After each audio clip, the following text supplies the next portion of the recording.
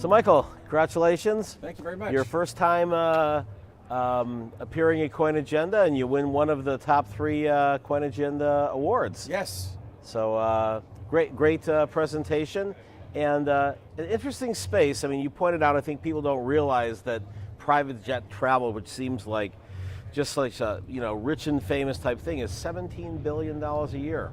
Yes, and that's just the charter market. And that's just the charter market. Yeah, that's the 4,000 of the 14,000 planes. 10,000 are private, as you say, but 4,000 are flying around and doing 85 to 90% of all the hours flown. It's a staggering figure when you think about it, but it's true. So who are flying these? Are they primarily the millionaires and billionaires? Are they corporate? Are they old Bitcoiners? Are they? Yeah, well, it depends on who you ask, but for the most part, it's super private people who are flying those 10,000 aircraft are going between their homes. They're generally retired, and that's what it's about. They're traveling to Europe on their own terms, Asia perhaps. Most of the hours flown are in the United States because there's 5,000 airports and 500 commercial airports. And oddly, 20 years ago, people just wanted to have the biggest plane, like having the biggest boat. But post 9/11, it's mostly about avoiding the airport now. Right. But the people who are flying in those charter hours are more aspirational flyers, people who are very busy business people, sales teams. It's the people who are building their fortunes, not the people who are already enjoying them, who are doing all that work. And time is money as well. And as somebody who does a lot of flying myself, to me, the main reason I like to travel privately is when it makes no sense to me to like go and spend, $5,000 to go to San Francisco and, $250 gets me first class on American, right? But on the other hand, if I'm going from San Juan, which is my home, to someplace like Cayman Islands, and there's no direct route, and you have to go to Miami and then go and check into customs and then go to Cayman, and it's a 7 or 8 hour flight, whereas it's an hour and a half and a much easier process on both ends. That's a no-brainer, and the extra money that it costs for a shorter flight involving multiple versus no stops is clearly worth it. Yeah. It's a trade-off when your business and your career are at a certain level where your time is objectively, measurably worth a lot, and you confront these full-day or half-day travel delays. It's a clear decision. It's very easy to make, and most people go through most of their lives, and that's never a good choice. And so it's a little disarming when it becomes the right choice, and you sort of ask yourself, wait a minute, is this a reasonable thing that I'm doing? And when you actually start to do it, you realize, wow, it is, and I'm getting what's useful. Now, how far away are we from having a true kind of like Airbnb for private jets? Because you see on JetSmarter all these things saying, hey, you can go and apply for a seat here for only $3,000.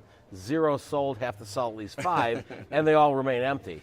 Yeah, I think that JetSmarter has its own trials and tribulations. I think that I applaud their effort. I think that they've done some remarkable things, and certainly as a newer entrant in this space, I have a lot of respect for what they've achieved. But I'll say there's a difference between charter and crowdsourcing. Crowdsourcing is a tough vision because the experience of traveling private is generally in a small aircraft. You don't necessarily want to get on a Lear 75 with 6 other people you don't know. It's not that great an experience, and I think that's the problem, one of the problems that JetSmarter is confronting, is it's not great when you actually do it with that, when you actually go and find those aircraft. When you have 2 or 3 people on an airplane, or 6 people who you know, and you're on the same team, or it's a deal, that's a different feel, and that's something that you want to pay for. So I think it's about the experience of that level. Yeah, I don't think you'd be able to crowdsource, a global 9,000. Yeah, you're gonna get like it's hard to crowdsource a G650. You're gonna have 18 people that know each other milling around with a flight attendant. Right. But on the other hand, I mean, and I think social media might have something to play with this too, because if you're able to go in and say, I speak at a lot of conferences. Obviously, I put on the CoinAgenda conference and the Token Match conferences. So that's almost 20 conferences a year, and then I probably speak at another 50. And I probably turned down another 100 because it just can't be in Tokyo the same week as I am in Barcelona. We're going to make you a special rate, Michael. But it's interesting because conferences, I would think, particularly the higher end conferences, would be interesting to be able to say, hey, I'm a speaker at such and such. I'm flying in from Philadelphia to Las Vegas. Who wants to go and have lunch with Warren Buffett, right? Who wants to go and share the private jet and have some time with Warren Buffett, or well, he's got his own, but with me, or with with Bruce Fenton, or with Brock, right? I Brock about the very idea. It's a fantastic idea, because in that case you're actually going to a place and you're going to see those people while you're there. You're all there to accomplish something. There's a shared goal. You're not just strangers in the night. You have a kind of a shared mission in some respect, or at least a common interest. I think it's a fantastic idea. Yeah. Great. And not just in the crypto industry, in the travel industry, and I think we're actually going to pursue it. It's funny you mention it. Yeah, no, and I mean, obviously, there's all of a sudden from nothing. There's several companies now.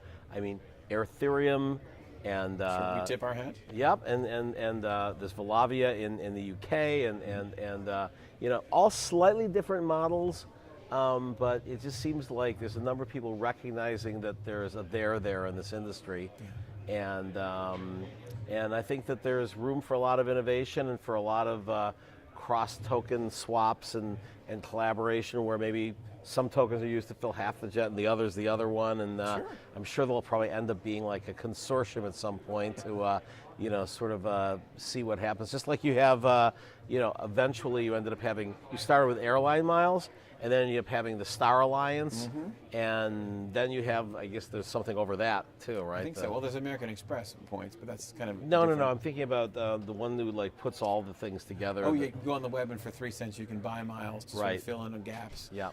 You can trade them. Sometimes you can, sometimes you can't. But there's ways to skin that cat. And why crypto? What is other than the chargeback issue? What's the main?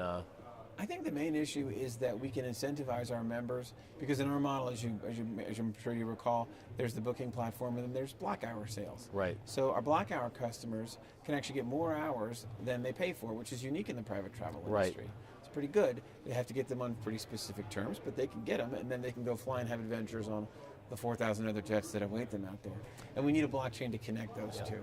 And then you're also using that to do fractional ownership of, I know you have a special relationship with the Honda jets. Yes. And that seems like, I'm looking forward to flying on one shortly with you. But that looks like an interesting range, right? So it's not like a crop duster, and but it's not like even a Citation or a Bombardier. Right. It's something where you could still fly from Las Vegas to New York. You might just have to stop once. Yeah, you can make a tech stop. I think the range is about 1,400 nautical miles. If you want to load it up with people, maybe 1,200-ish. It sort of just depends. I think that's a plane that's really meant to go from Westchester to someplace in Florida without a tech stop. And I'm talking about the Honda Jet Elite. It really sits between. Could go from Puerto Rico to Miami, but not to New York. No, it's going to have to stop along the way. But then again, the direct operating cost of that aircraft is $1,000. Right. It's a jet that's cheaper than a propeller plane, than a King Air. Wow. And they've really achieved something with that. I mean, my view is it's between kind of the Phenom 300 and the Phenom 100 in the Embraer line in terms of range. So it's a unique aircraft, and we're new and they're new, and they've made a technological advance. They see us in the same sort of spirit. So. And so you built a token. I did. And trading already? Not yet. Not yet. No. But you're not really going for an ICO for the token. You're looking for just private equity. Yeah. For the company. Yeah, at this point we're selling a third of the business for $1 million, because we understand the risk associated with venture investing. I've personally done venture investing, and I know the kinds of returns I like to see.